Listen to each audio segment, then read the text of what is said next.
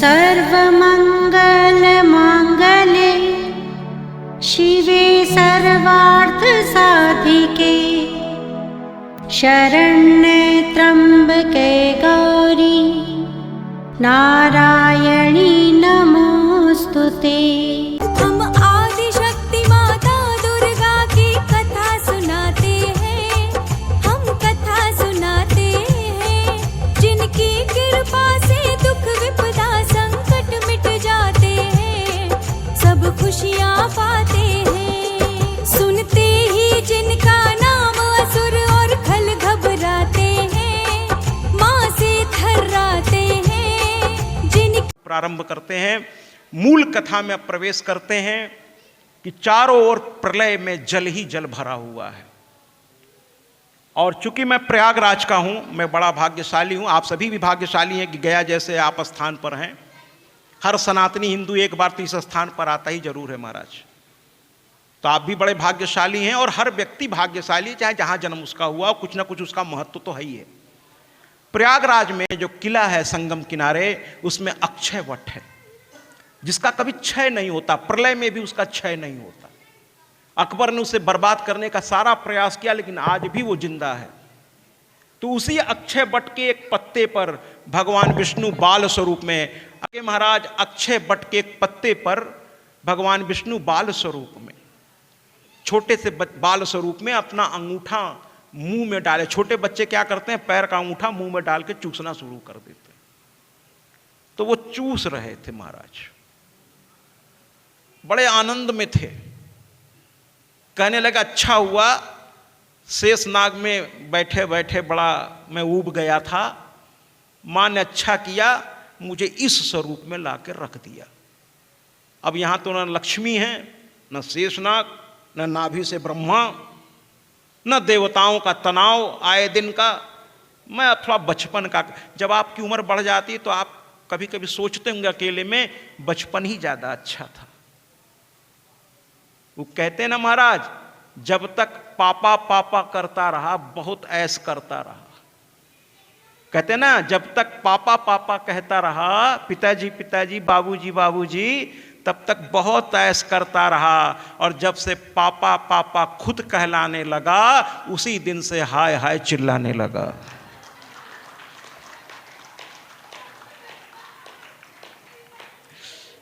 इतनी जिम्मेदारी पड़ती है महाराज कि सर के बाल सफेद हो जाते हैं महाराज, कुछ दिन बाद बाल भी साथ छोड़ देता।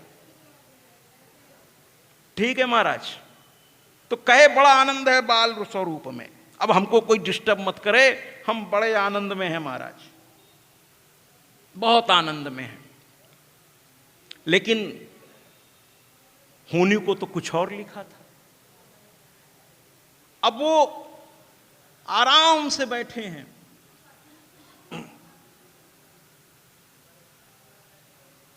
और जानते हैं, सोच रहे हैं कि इस आनंद को कोई छीनने न पाए। अच्छा, हमारे भगवान विष्णु का स्वरूप भी बड़ा प्यारा है। शेष नाग पर लेटे रहते हैं, है ना। और देखिए संस्कृत के लिखने वालों ने क्या सुंदर लिखा है उनके बारे में कि शांताकारम भुजग शयनम। जरा आप कल्पना कीजिए कि सांप, सर्पों की सैया, वो भी कौन, शेषनाग। अगर अभी यहां पर महाराज भगवान न करें, अगर एक छोटा सा भी निकल आए महाराज, तो सब यहां से कितना भी अच्छा हो, कितना भी सब कुछ हो, लेकिन सब उठ के अरे बाप रे बाप रे बाप रे, और अगला व्यक्ति तो उसी पर शयन कर रहा है। ये प्रतीकात्मक है महाराज, कथाएं प्रतीकात्मक हैं। ये हमको समझाती हैं कुछ कि जीवन में कितनी भी समस्याएं हों, उनको कुंडली बना करके अपने हाथों से मोड़ करके आराम से शांत मन से उन समस्याओं का समाधान ढूंढिए। परेशान होने की जरूरत नहीं है, शांताकारम। और यहां तो हालत यह है महाराज कि घर पे डंलप पर सेठ जी सो रहे हैं, लेकिन स्थिति क्या है, अशांताकारम। अशांत है वो, रात को सोने के लिए नींद की गोली खानी पड़ रही है। तो हमारे भगवान विष्णु बड़े ही आनंद में थे, क्योंकि वो मां के सहारे थे, वो मां के सहारे रहते थे। और बड़ी ही मस्ती में वो सोचे कि क्यों ना माँ को याद कर ले, कि जो माँ ने इतना सुख दिया है, बालक स्वरूप में डाल दिया है, सारी जिम्मेदारियों से मुक्त कर दिया है, तो फिर माँ से कह क्यों ना दें कि एक तमन्ना माँ है मेरी। माँ आज इतना सुख दे ही रही है तो कुछ और भी मांग लेते हैं। और भगवान विष्णु ने शायद ऐसा ही कुछ कहा होगा जो इस गायक ने कहा है, और मैं भी यही कहना चाहता हूं अपनी माँ से। क्या? एक तमन्ना माँ है मेरी, दिल में बसा लूं सूरज। भगवान विष्णु अभी ऐसा कह ही रहे थे, अचानक एक आवाज गूंजी जो पूरे ब्रह्मांड को कंपयमान कर उठी। अब जरा हाथ जोड़िए महाराज, देवी भागवत प्रकट होने जा रहा है। हाथ जोड़िए महाराज, सभी लोग बैठे बैठे अपने स्थान पर हाथ जोड़िए। मेरी मां की कथा देवी भागवत अर्ध श्लोकी है महाराज। आधे श्लोक में इस ब्रह्मांड का कल्याण करने के लिए स्वयं मां के मुख से देवी भागवत प्रकट होने जा रहा है। हाथ जोड़िए और देखिए ये देवी। इसी तरह से जब आप भी करेंगे, जब आप भी मां को प्यार करेंगे, तो मां आपके लिए भी कुछ न कुछ लेकर आएगी। वो कहते हैं ना महाराज, गीता में भगवान ने कहा है अर्जुन से कि जब मैं खुश होता हूं तो मैं किसी को न तो सुख देता हूं और न दुख देता हूं। मैं तो कर्मों का साक्षी हूं। भगवान खुश होने पर आपको सुखी नहीं करता महाराज, आपको धन नहीं देता। फिर हम क्यों पूजा करें? भैया पूजा इसलिए करें कि वह आपके कर्मों को शुद्ध करने का आपको विवेक देता है। इसलिए भगवान ने कहा कि अगर वास्तव में मैं किसी पे प्रसन्न होता हूं तो ददामि बुद्धिम, मैं उसे बुद्धि प्रदान करता हूं, सही गलत का ज्ञान प्रदान करता हूं, जिससे वह अपने जीवन को मर्यादित करके अपने जीवन के उच्चतम शिखर तक पहुंच सके। भगवान विष्णु पे प्रसन्न हो गई, उनके इस भाव पे प्रसन्न हो गई, और उनके मुख से निकला, मां दिखाई नहीं दे रही है, ब्रह्मांड में गूंजा। और अब हाथ जोड़िए, देवी भागवत आधे श्लोक से प्रकट हो रहा है। हाथ जोड़िए, मां को प्रणाम करिए और मां के इस आवाज को सुनिए कि सर्व खल विद मेवाहम नान्य दस्ति सनातन सनातन सनातन। यही अर्ध श्लोक है जिससे देवी भागवत प्रकट हो गया इस संसार के कल्याण के लिए, इस ब्रह्मांड के कल्याण के लिए। सर्व खल विद मेवाहम नान्य दस्ति सनातन। मां ने इस आधे श्लोक में देवी भागवत प्रकट कर दिया। भगवान विष्णु चकरा के देखने लगे, छोटा सा बच्चा घबरा रहा है, मां साक्षात सामने प्रकट हो गई, साक्षात सामने प्रकट हो गई। भगवान विष्णु प्रणाम करने लगे, कहने लगे आप मेरी मां हो? कहने लगी हां। कहे आप मेरी जननी हो? कहे हां। तो कहे मां ये कैसी लीला है, मेरा शेष नाग कहां है, मेरी लक्ष्मी कहां है, मेरे नाभि से ब्रह्मा कहां है? कहे पुत्र अब वो समय आ रहा है, प्रलय समाप्त होकर एक नए युग का प्रारंभ होने जा रहा है। जल्द ही तुम शेष नाग को प्राप्त करके और फिर लक्ष्मी को भी मेरे धाम आकर प्राप्त करोगे। फिर से तुम्हारे नाभि से ब्रह्मा। तो भगवान विष्णु ने कहा फिर से प्रकट होंगे? तो कहे देखो मैं तो नित्या हूं, मेरे मां का जन्म नहीं होता महाराज। और इस कथा में बता दूं कि आनंद ही आनंद है। तीसरे दिन यहां पर महिषासुर मर्दनी का प्राकट्य होगा, बहुत धूमधाम से हम लोग इसका आनंद लेंगे। पिछली कथा में भी लिए थे, अब और आनंद लेंगे। तीसरे दिन मां का प्राकट्योत्सव यहां होगा। उनका जन्मोत्सव नहीं होता, क्योंकि मेरी मां का जन्म नहीं होता, वो तो प्रकट होती है महाराज। उसे जन्म देने का अधिकार किसी के पास है नहीं। हाँ, अलग अलग स्वरूप में किसी की भक्ति में वो उसके कोख से, लेकिन जो मूल प्रकृति है उनका जन्म नहीं होता। इसीलिए तो वेद ने भी कह दिया है, सारे धर्म ग्रंथों ने भी कह दिया है कि आदि अनादि अनामय अविचल अविनाशी अमल अनंत गोचर अजानंद राशि। ऐसी है मेरी मैया, ऐसी है मेरी मैया, ऐसी है मेरी मैया। तो मेरी मां ने कहा कि मैं न जाने कितने ब्रह्मा, कितने विष्णु, कितने महेश को देख चुकी हूं, इसलिए चिंता मत करो, अब मैं यहां से हट रही हूं, तुम्हें शेषनाग प्राप्त होगा और तुम फिर से अपने पुराने स्वरूप में आ जाओगे। और मां अंतर्ध्यान हुई, विष्णु भगवान स्वरूप में आ गए शेषनाग पे, लेकिन अभी भी लक्ष्मी उनको प्राप्त नहीं हुई थी। अभी लक्ष्मी नारायण नहीं बने थे, केवल नारायण थे। उनके नाभि से ब्रह्मा जी प्रकट हो गए और उनके ललाट से रुद्र प्रकट हो गए। तीनों देव एक साथ प्रकट हो गए महाराज। इस कथा को थोड़ा यहां पर हम लोग छोड़ के भी आगे चलते हैं, फिर इस कथा में वापस आएंगे। अब इधर देखते हैं महाराज क्या हो रहा है। अरे ये किसकी सभा सजी हुई है? अरे ये तो ब्रह्मा जी हैं। उनके सामने चारों वेद खड़े होकर के उनकी स्तुति कर रहे हैं और सारे देवता अपने परम पितामह को प्रणाम कर रहे हैं। ब्रह्मा जी का दरबार सजा हुआ है महाराज। और ऐसे अद्भुत दरबार में हमारे शौनकादिक ऋषि जो है पधार रहे हैं महाराज। शौनकादिक ऋषि पधार रहे हैं। आकर के ब्रह्मा जी के सामने हाथ जोड़ करके खड़े हो गए। ब्रह्मा जी ने देखा कि ये इतने विद्वान, इतने स्वभाव से संत और इतने चिंतित क्यों दिख रहे हैं? इतने चिंतित क्यों दिख रहे हैं? ब्रह्मा जी से रहा नहीं गया। कहने लगे अगर संत ही चिंता करेगा तो ये संसारिक लोगों का क्या होगा फिर? ब्रह्मा जी ने कहा अरे क्यों चिंता कर रहे हो? तुम लोग तो बैरागी हो, तुम्हें किस बात की चिंता? कहने लगे महाराज कलयुग आ रहा है। तो ब्रह्मा जी ने कहा उसको तो मैं भी नहीं रोक सकूंगा, क्योंकि कालखंड है, वो तो आएगा। जरा उस कथा से इस कथा को अलग रखिएगा। वो कथा ब्रह्मा विष्णु महेश उनको वहीं पे छोड़ दीजिए। अब ये अलग कथा चल रही है। देवी भागवत अब धीरे धीरे रफ्तार पकड़ रही है। तो कहे कलयुग तो आएगा, वो कालखंड है। भाई 4 युग होते हैं, सतयुग, द्वापर, त्रेता, कलयुग।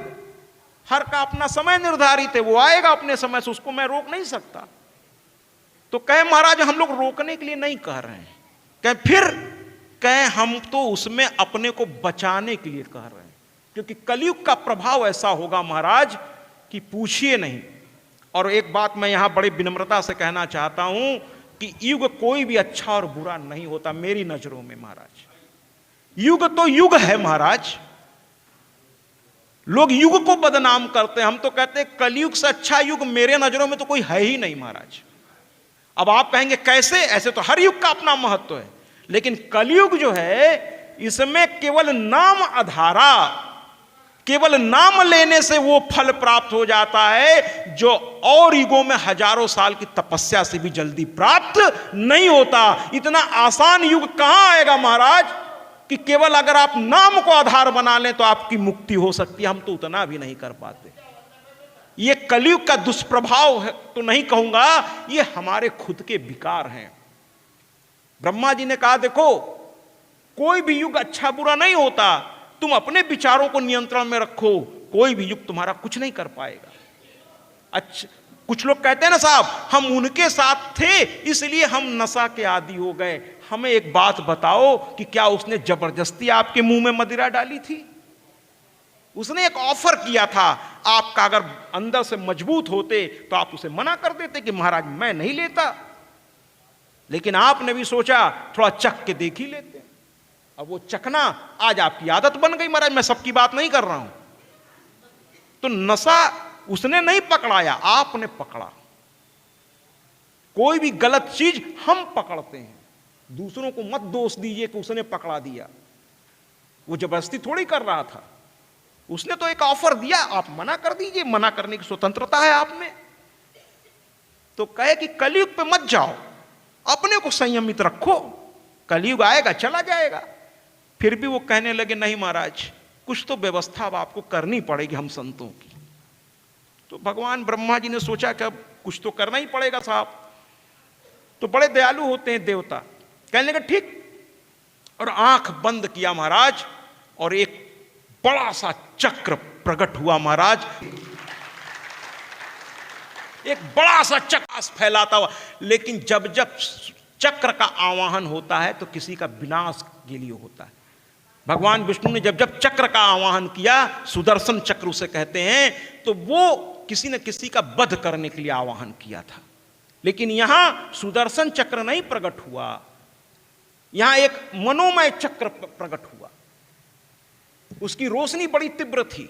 ब्रह्मा जी ने कहा कि इस चक्र के पीछे पीछे चलते चले जाओ, और जहां जाकर ये चक्र की नेमी यानी उसका बीच का कोना, अंदर का बीच का कोना जहां शीर्ण होकर गिर जाएगा, वहीं पे ठहर जाना।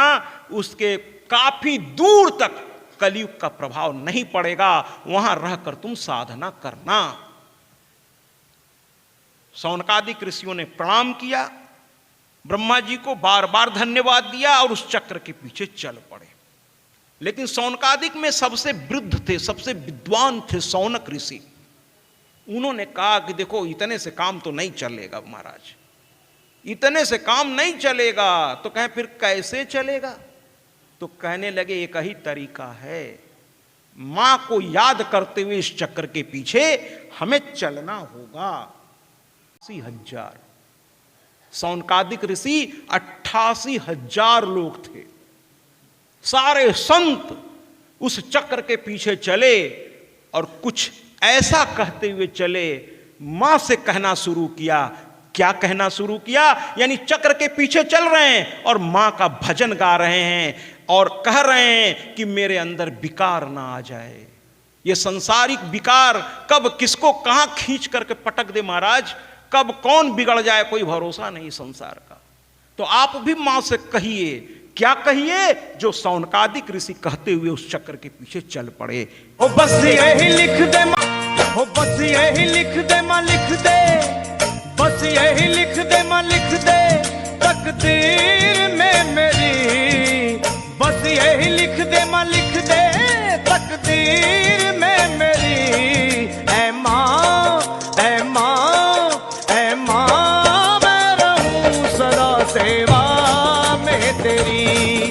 ऐ मां, मैं रहूं सदा सेवा में तेरी। मां, बस यही लिख दे मां, लिख दे तकदीर में मेरी।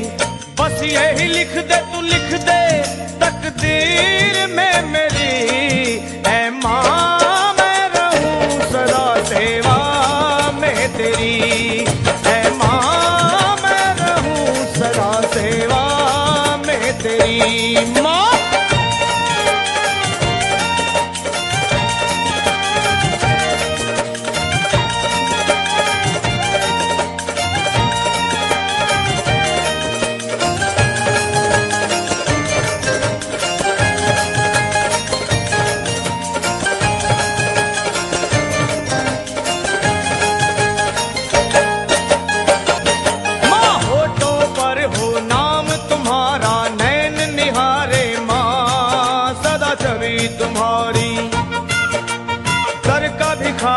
बन गया लखा कर रहा तुमको याद, सारी दुनिया बेसारी।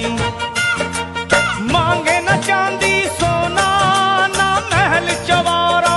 उसकी नेमी वहां शीर्ण हो गई। और जैसा ब्रह्मा कहा था कि जहां इसकी नेमी शीर्ण वहीं रुक जाना, वहीं शौनकादिक रुक गए। 88,000 ऋषि वहीं रुक गए। और जानते हैं उस स्थान का नाम क्या पड़ा? नैमिषारण्य। क्योंकि वो चक्र की नेमी वहां शीर्ण हुई थी, इसलिए उस स्थान का नाम नैमिषारण्य पड़ा। और जितने भी कथाएं हुई हैं नैमिषारण्य में, शौनकादिक ऋषियों के सामने ही हुई हैं। उन्होंने पूरा अपना समय भगवान की भक्ति में उसमें ऐसा। तो कुल मिलाकर के हमारे जो है शौनकादिक ऋषि वहां बैठ गए और अभी बैठ के वो ध्यान कर ही रहे थे कि जब आपका भाव सही होता है ना महाराज, तो आपको सही आदमी से मुलाकात हो जाती है। जिस इंसान के अंदर छल कपट नहीं होता, जो कभी गलती, बुद्धि भगवान ने दी है आपकी अपनी रक्षा के लिए। भगवान ने बुद्धि इसलिए नहीं दी है कि उसका उपयोग करके आप दूसरे को सताइए, इसलिए बुद्धि नहीं दी गई है। बुद्धि दी गई है स्वयं की रक्षा के लिए। वो कहते हैं ना, जियो और जीने दो, खुद भी चैन से रहो, दूसरों को भी रहने दो। जियो और जीने दो। आप समझ रहे हो? तो कहने का तात्पर्य यह है कि जब वो सही भाव में आप रहेंगे तो संत खुद आपसे टकरा जाएगा। और आज उनके सही भाव ने मां की प्रेरणा से सूत जी को यहां भेज दिया। अब सूत देखिए कोई एक जाति नहीं है। भागवत आपने बहुत सुनी होगी, नैमिषारण्य का जिक्र आज बहुत लोग, मैं ऐसे तो आप सभी विद्वान हैं, लेकिन उनमें से आप में से कुछ ऐसे होंगे जो नैमिषारण्य वास्तव में उसका नाम क्यों पड़ा आज जाने। पता नहीं भागवताचार्य लोग इसको क्यों नहीं बताना चाहते, या बताते हैं या अब तो क्या कहें, सभी आदरणीय, सभी को मेरा प्रणाम। सूत जी कोई जाति नहीं होती महाराज। सूत जी एक पद है, जैसे प्रधानमंत्री एक पद है, ये कोई जाति नहीं है। ये वर्ण संकरता से उत्पन्न हुए लोग हैं। यानी इनके माता पिता में एक क्षत्रिय होता है तो एक ब्राह्मण, अब माता ब्राह्मण हो पिता क्षत्रिय हो, यानी जब एक जाति दूसरे जाति के साथ संयोग करती है तो वर्ण संकरता आ जाता है। तो ऐसी ये जाति थी और इन्होंने अपने भरण पोषण के लिए राजा के यहां घोड़ों की सेवा में अपने को लगा दिया और घोड़ों को रथ में बांधकर राजा महाराजा को लेकर चलते थे, इसलिए इनको सूत जी कहने लगे लोग। इन्हीं में से एक बच्चा जो उसका मन इसमें नहीं लगा, क्योंकि अलग अलग बच्चे होते हैं, उसको लगा कि मुझे तो जीवन मिला है तो कुछ बड़ा करने के लिए, और वो पहुंच गया महर्षि वेदव्यास के पास और कहा, हे गुरुदेव मुझे अपना शिष्य बना लो, जो कहोगे वही करूंगा, मेरा जीवन अब आपके चरणों में। अगर किसी से आपको ज्ञान लेना है ना महाराज, वास्तव में अगर आप ज्ञान के पिपासु हैं तो गुरु कहते हैं ना, गुरु बहुत सोच समझ कर, गुरु केवल वेशभूषा देखकर या थोड़ी उसकी ताम झाम देखकर ना, जिसके वाणी में आपको उच्चता दिखाई दे, जिसको लगे कि इस आदमी के साथ रहकर मुझे ज्ञान वास्तव में प्राप्त हो सकता है, ये विद्वान है।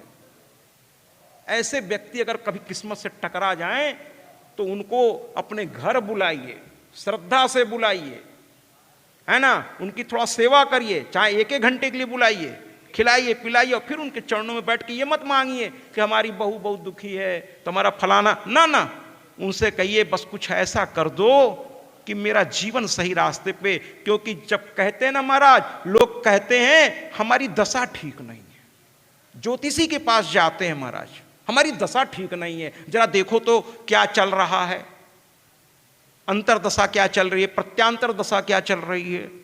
अब ज्योतिषी भी एक विज्ञान है, वो देख के बता देते हैं महाराज।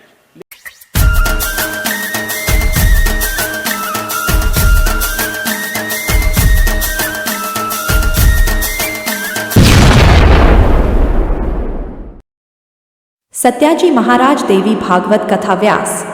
सत्याजी महाराज से समस्त सोशल मीडिया प्लेटफॉर्म पर जुड़े। अब गूगल पर भी उपलब्ध सत्याजी महाराज।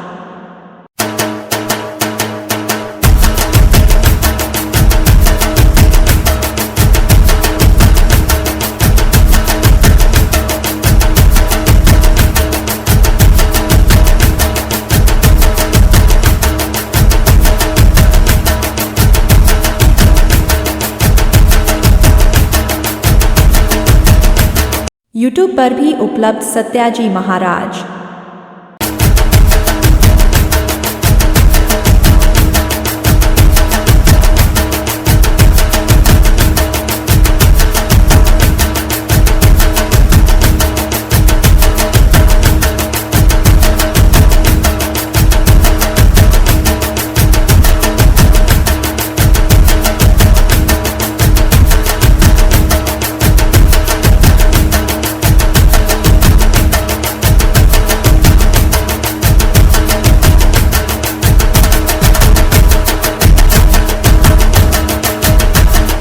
इंस्टाग्राम पर भी उपलब्ध सत्याजी महाराज।